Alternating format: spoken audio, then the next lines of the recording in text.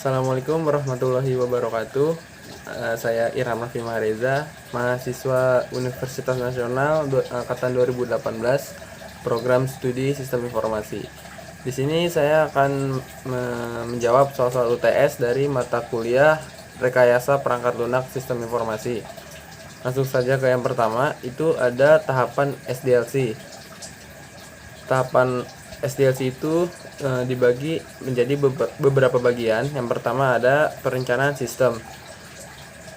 Perencanaan sistem ini lebih melakukan pada aspek studi kelayakan pengembangan sistem, seperti aktivitas-aktivitas yang meliputi pembentukan dan konsolidasi tim pengembang, ada mengidentifikasi tujuan dan ruang lingkup pengembangan, mengidentifikasi apakah masalah-masalah yang ada bisa diselesaikan melalui pengembangan sistem, dan yang terakhir ada penentuan prioritas teknologi dan pemilihan aplikasi.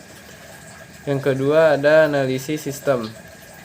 Analisis sistem ini adalah tahap di mana dilakukan beberapa aktivitas berikut, seperti melakukan studi literatur untuk menemukan suatu kasus yang bisa ditangani oleh sistem. Yang kedua ada brainstorming dalam tim pengembang mengenai kasus mana yang paling tepat di modeling dengan sistem. Yang ketiga ada mengklasifikasikan masalah peluang dan solusi mungkin diterapkan untuk kasus tersebut. Yang keempat, analisa kebutuhan pada sistem dan membuat batasan sistem. Dan terakhir ada mendefinisikan kebutuhan sistem. Lanjut, ada perancangan sistem, yaitu sistem design. Pada tahap ini, fitur dan operasi-operasi pada sistem dideskripsikan secara detail, seperti aktivitas-aktivitas yang dilakukan adalah yang pertama ada menganalisa interaksi objek dan fungsi pada sistem. Yang kedua ada menganalisa data dan membuat skema database. Yang ketiga, merancang user interface. Lanjut, ada implementasi sistem. Tahap berikutnya dalam implementasi yaitu mengimplementasikan rancangan dari tahap-tahap sebelumnya dan melakukan uji coba dalam implementasi. Dilakukan aktivitas-aktivitas itu sebagai berikut. Yang pertama ada pembuatan database sesuai dengan skema rancangan. Selanjutnya ada pembuatan aplikasi berdasarkan dengan desain sistem dan pengujian serta perbaikan aplikasi. Yang terakhir itu ada pemeliharaan sistem atau sistem maintenance. Dilakukan oleh admin yang ditunjuk untuk menjaga sistem mampu beroperasi secara benar melalui kemampuan sistem dalam mengadaptasikan diri sesuai dengan kebutuhan. Untuk soal nomor 2 itu buatlah tabel tentang perbedaan dari model sistem prototype, waterfall spiral dan RAD. Itu saya udah bikin tabelnya. Yang pertama ada model waterfall. Itu dari sistem kerjanya.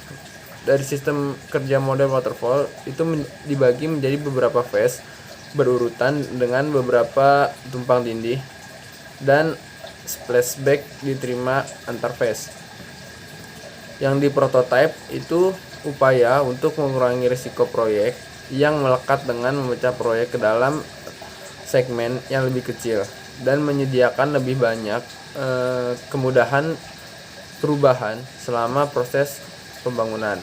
Yang ketiga ada spiral, menentukan tujuan alternatif dan kendala dari iterasi, mengevaluasi dari alternatif, mengidentifikasikan dan mengatasi risiko, mengembangkan dan memverifikasi kiriman dari iterasi, merencanakan iterasi berikutnya. Lanjut ke RAD. Model RAD hampir sama dengan model waterfall. Bedanya, siklus pengembangan yang ditempuh model ini sangat pendek dengan penerapan teknik yang cepat. Lanjut ke nomor 3, itu ada contoh aplikasi yang di sekitar kita. Saya menggunakan contoh aplikasi Gojek, yaitu Gojek ini sebuah perusahaan teknologi asal Indonesia yang melayani angkutan melalui jasa ojek.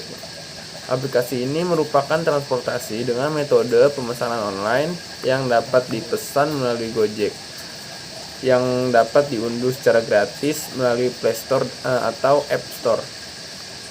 Untuk model pengembangannya yang digunakan pada aplikasi Gojek yaitu Agile Development Method, yaitu sekelompok metodologi pengembangan perangkat yang didasarkan pada pengembangan berulang, di mana persyaratan dan solusi berkembang melalui kolaborasi antara tim lintas fungsi yang mengatur sendiri dan memerlukan adaptasi cepat dari pengembang terhadap perubahan dalam bentuk apapun. Langkah-langkah yang digunakan itu Agile ini semacam metode pengembangan aplikasi dalam sebuah tim secara agresif dalam jangka pendek dengan iterasi terus-menerus. Jadi dengan metode Agile ini, update aplikasi akan dilakukan secara rutin dan terjadwal.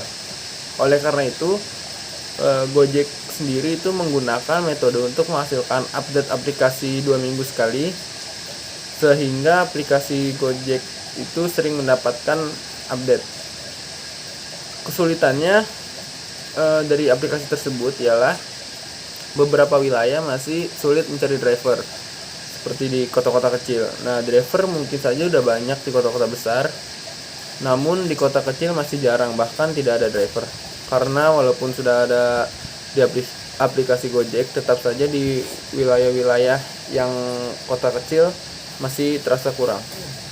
Yang kedua ada server sering error. Ketika saya sedang memesan driver atau makanan, server dari Gojeknya sering error dan sering tidak merespon. Mungkin karena terlalu banyak yang memakai atau untuk database-nya terlalu overload.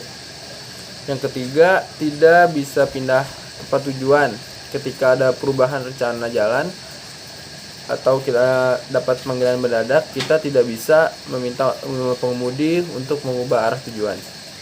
Yang keempat, terkadang tidak menemukan pengemudi Gojek.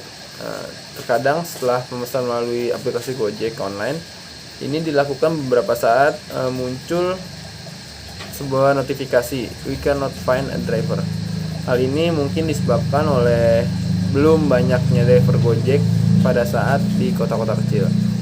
Nah, yang terakhir itu ada miskomunikasi. Jadi ketika kita memesan makanan di Gojek, restoran tersebut buka, sedangkan dari drivernya ke sana itu restoran itu sudah tutup gitu. Mungkin itu aja yang bisa saya jawab, kurang lebihnya mohon maaf. Wassalamualaikum warahmatullahi wabarakatuh.